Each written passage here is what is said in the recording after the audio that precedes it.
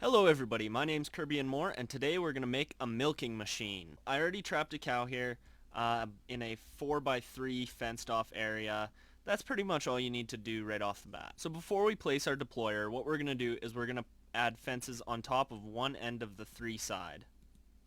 Now that we've done that, we can place our deployer. Remember, you might have to use a screwdriver to reface it towards the cow. Next, we're going to place a filter behind our deployer. This filter will pull out the buckets of milk from the deployer. Next, we're going to need to dig a little hole underneath the filter and the deployer.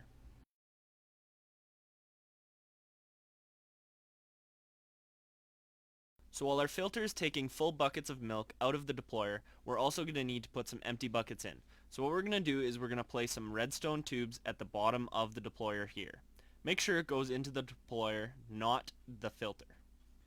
We can now extend the tubes back about 3 spaces on the bottom, and we'll place them about 2 spaces back from the filter on the top. Now we need something to supply that deployer with empty buckets. I like to use a condenser. We're actually going to connect the condenser to both the input and the output on the filter/duplicator. I almost forgot, you're going to have to place another filter on the bottom of the condenser. Before we start wiring up our tubes, what we should do is we should make sure that our filters have the proper buckets inside of them. So just a quick recap, we have buckets of milk inside this filter and buckets of empty buckets in this filter. Now that our filters have the proper buckets in them, we can start to wire up our redstone tubing. Remember, you need to use a pulse.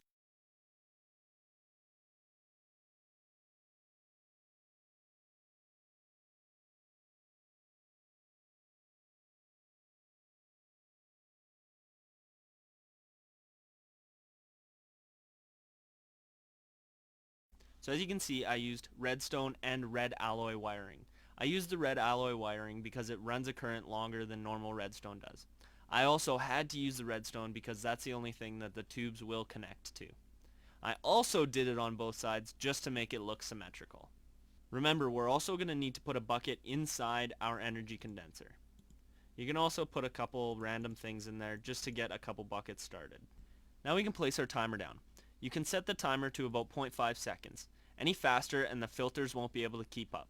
Any slower and you might be losing efficiency. Unless your energy condenser is full of empty buckets, it will take some time for a complete stream to be traveling through the tubes.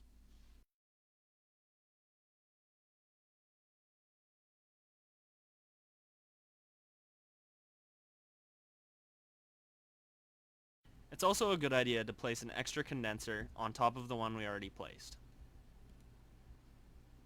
This is the really worthwhile part of the machine.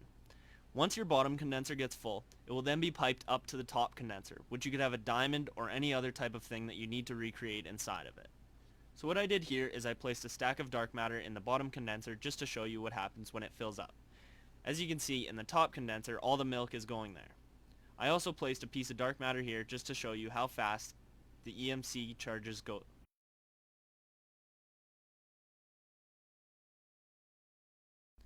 So there you have your singular milking machine. So just to get a little bit more complicated, here's a 3-cow milking machine. It may look a little bit different as I piped the empty buckets inside the top instead of the bottom.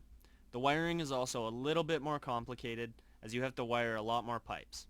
You also have to run your condenser out of 3 filters and into 3 chests, or else all the condenser will ship to is just one of the deployers. You could also move to a massive scale like this one here.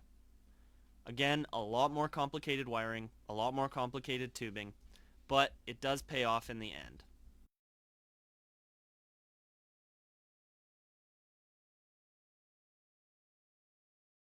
So that's it for the milking machine. If you enjoyed the video, please like or subscribe. Once again, I'm Kirby and Moore, and good luck with your machines, guys.